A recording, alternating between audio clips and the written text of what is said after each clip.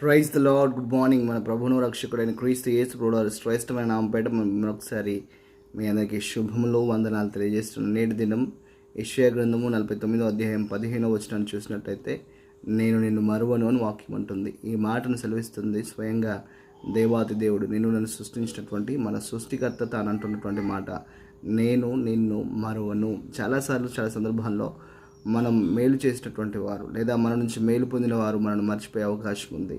మన ఆప్తులు, మన మిత్రులు, మన బంధువులు, స్నేహితులని, మన శ్రేయభిలాషులని పిలుచుకున్నటువంటి వారు మనను మర్చిపోయేటువంటి ప్రమాదం ఉంది, విడిచిపోయేటువంటి ప్రమాదం ఉంది. కానీ నన్ను సృజించినటువంటి మన సృష్టికర్త మనం మర్చిపోయేవాడు కాదు. వాక్యం అంటుంది, చూడుము నేను నా అరచేతుల్లో చెక్కుకొని ఉన్నాను అని వాక్యం అంటుంది. నా రూపం ఎప్పుడు ఆయన కళ్ళెదుటే ఉంటుంది అనేది వాక్యం చెప్తున్నటువంటి సత్యం. తల్లైనా నన్ను మరచను కానీ నేను నిన్ను మరువను అని వాక్యం అంటుంది. ఎంత గొప్ప దేవుడు! ఆయన ఎప్పుడు మరువడు అని మనం ఆలోచన చేసినట్టయితే ఎన్నటికీ మర్చివాడు కాదు. కష్టంలో, బాధల్లో, శ్రమల్లో, ఇబ్బందుల్లో, సంతోషంలో, దుఃఖంలో ఎల్లవేళలా మనతో ఉండేవాడు. వాక్యం అంటుంది, శాశ్వతమైన ప్రేమతో నిన్ను ప్రేమిస్తున్నాడు, నిన్ను విడువను అని వాక్యం అంటుంది. కాబట్టి ఇహలోకంలో ఉన్నటువంటి వారు మనతో ఉన్న వాటిని బట్టి, మనం కలిగి ఉన్నటువంటి వాటిని బట్టి మనం ప్రేమిస్తారు, వాటిని బట్టే మనకు విలువిస్తారు, వాటిని బట్టే మనం గౌరవిస్తారు, వాటిని బట్టే మన వారి క్యాలిక్యులేషన్ మన పైన ఉంటుంది. కానీ దేవుడు అలా కాదు.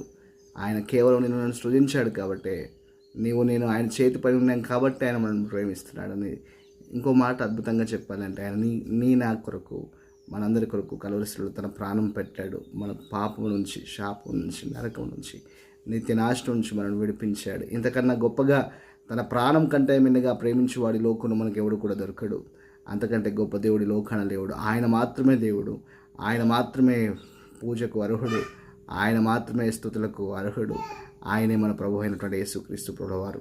అట్టి ప్రభుని దినం నువ్వు కలిగి ఉన్నామని మరొకసారి ఈ మాట ద్వారా నీకు జ్ఞాపకం చేస్తున్నాను. మీ ప్రేయర్ రిక్వెస్ట్ ఉన్నట్టయితే మన కామెంట్ బాక్స్లో తెలియజేయండి. తప్పకుండా మీకు ప్రార్థన చేస్తాం. దేవుడు మీ అందరిని దీవించును గాక. ఆమేన్.